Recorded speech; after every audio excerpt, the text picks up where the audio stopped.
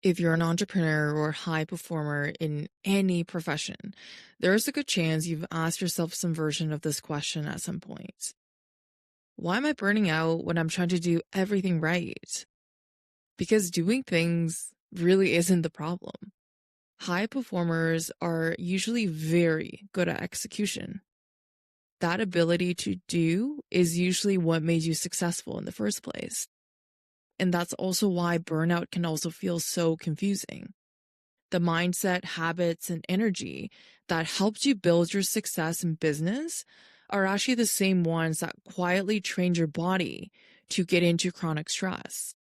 What feels normal, productive, or even necessary to you now is often what keeps the stress loop running on repeat. So this means the strategies that got you here usually aren't the ones that will get you out. High performer burnout almost always comes from invisible stress patterns that either haven't been resolved or addressed yet. Patterns rooted inside your nervous system when stress stopped being temporary and started becoming chronic. You've most likely have already registered that stress as being part of your either identity or your baseline. Things like, I'm just an anxious person. I'm just tense all the time. I'm just stressed all the time. That is you normalizing that stress within you, and you've integrated it into your identity. But it doesn't have to be. And also, it is not part of your identity, nor who you are biologically. Welcome to the Wealthy Life podcast, the space where high performers rebuild the internal operating system behind their success. I'm your host, Deanna. Each week, we explore the nervous system, biology, identity, emotional patterns, and capacity that help you shift out of survival mode and into grounded, coherent, sustainable performance. Let's begin. Another thing that a lot of high performers blame themselves for is laziness. I don't want to be lazy. I don't want to feel lazy by sitting on the couch and relaxing and doing nothing. And that's why within 5, 10, 15 minutes, how can I multitask my rest with something else? So today I want to show you why all of this happened from the lens of what's actually happening inside your nervous system when stress becomes chronic. And to do that, I'm going to walk you through a visual framework that explains how stress shifts from productive to unsustainable and how different high-performing stress patterns emerge from that shift. Now, if you're watching the video version of this, you'll see a curve on the screen. But if you're listening, imagine this with me. On the left side, there is a trigger. Something happens, a deadline coming up, a decision that needs to be made. A challenge finds its way to you. And as stress rises slightly on this curve, we move into what I call energetic stress. This is the zone where stress is actually useful. A lot of people get into flow state in this zone, and eventually it feels like just who you are.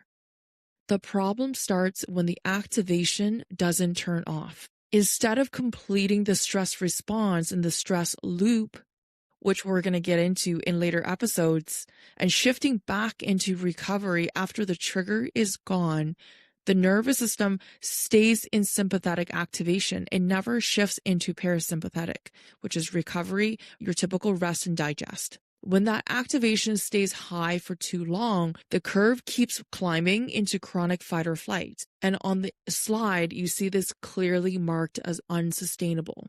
And at this point, stress is no longer a useful tool, but a drain, an energy and life sucker.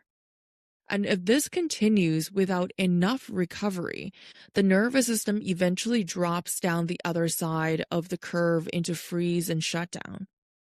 Freeze looks like internal tension.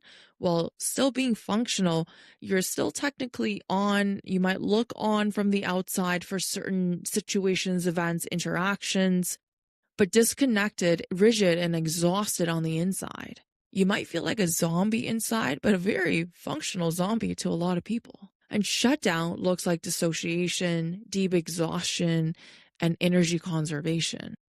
Because your system is no longer trying to push for more effort to make things happen as it feels familiar to you. now is just trying to survive because it doesn't know when this is going to end. So it needs to now conserve energy in attempt to keep you alive for as long as possible. So as you can see on this curve on this slide, that burnout doesn't happen overnight. Your body gives you lots and lots of signals along the way, long before things fully collapse and get very bad. When your nervous system spends too much time moving up and down this curve without really returning down to baseline, the body stops responding to stress as a short-term signal and starts to reorganize your energy usage. For example, like how you burn calories. A lot of people who are stressed out complain about, I'm putting on body fat.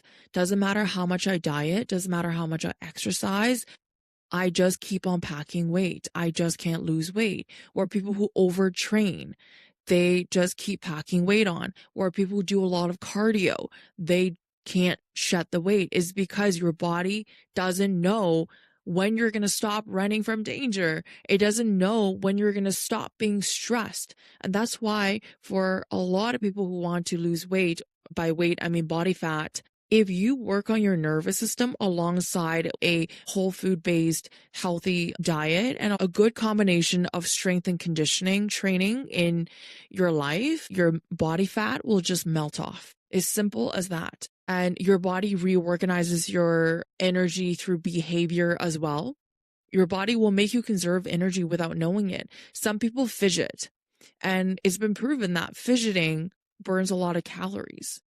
So for people who are on a diet or for people who are stressed out all the time, when they get to a certain point, the body actually tries to conserve energy by making you move less, by making you stop doing the little things that you don't have to do, that are not necessary or essential to your survival, to your everyday functioning, because it's trying to conserve energy. It also changes your thoughts. It will narrow your perspective because, again, you're in survival mode. You need to zoom in on the necessary things you need to focus on to keep you in survival. So you're going to see a lot more micro than the bigger pictures that you typically see. And of course, your identity changes as well. A lot of the times that your decisions might narrow, and that's because your identity has shifted. It's going to be a lot more around survival rather than thriving and success-based identity. Now, our second slide, this slide zooms this out even further. We still see the curve, the same as slide one, but now it shows the shift from energetic stress into survival stress. And this is one of the most important distinctions for high performers. Energetic stress feels like pressure with purpose and effort from a stacked reservoir. You might say things like, this is a lot, but I can handle it, because you have a lot of resources, energy, time behind you. Versus survival stress feels very different. When your body holds on to too much stress too fast or too little recovery for too long, instead of responding to challenges from a stacked reservoir, you're now fighting to survive while slowly going into debt, physical, mental, and energetic debt. And this is why burnout doesn't resolve with a vacation, a lighter week, an ice plunge, or better planning, everything that your friends and the people that you follow on Instagram is doing. Why is it working for them and it's not working for me? Because your system likely is already operating below baseline. If nothing's really working for you, or things work for a little bit for you and it stops working. And at this stage, your body is asking, how do we get through this alive and for as long as possible? And this is where the 5 stress patterns show up the most clearly when you're in survival stress.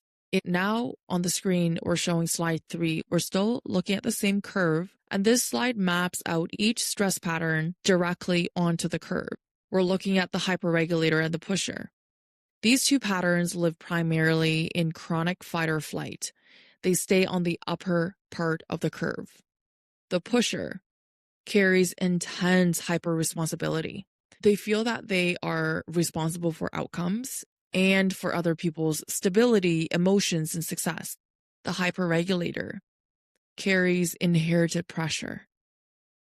Their belief system is that control equals safety, and that relaxing vigilance is very dangerous, whether that's to their control, to their safety, or to validation. We're going to get to the 3 primal needs of a human in a later episode on control, safety, and validation. So both of these patterns, the pusher and the hyper-regulator, hold enormous emotional load. They walk around with a lot in their heads and on their shoulders. Their burnout comes from never letting stress resolve. It just keeps looping in their minds, and their nervous system is constantly unsympathetic. Now, the next type is the pleaser. The pleaser sits between fight or flight and freeze. Pleasers are usually pretty functional, but they're internally overextended. Their stress comes from mostly other people. Emotional responsibility for others. And of course, as the name says, they're pleasers. They want to please others, make other people happy. And of course, this comes at the cost of chronic self-abandonment and carrying a lot of the relational tension as their own as well. If something goes sideways, let's say in a conversation, or even perceived sideways in a conversation, they keep replaying the dialogue over and over again in their minds. Did I say something wrong? Oh my gosh, what's going to happen now? They're constantly playing it in their minds. Pleasers find control and validation, of course, through other people. And that's why they're constantly managing people. Their emotional labor keeps the nervous system activated. Even on the outside, the workload looks reasonable, is because they got to manage the workload and the other person, the other people within the situation. Next up, we have the spiraler. Spiraler moves up and down the curve.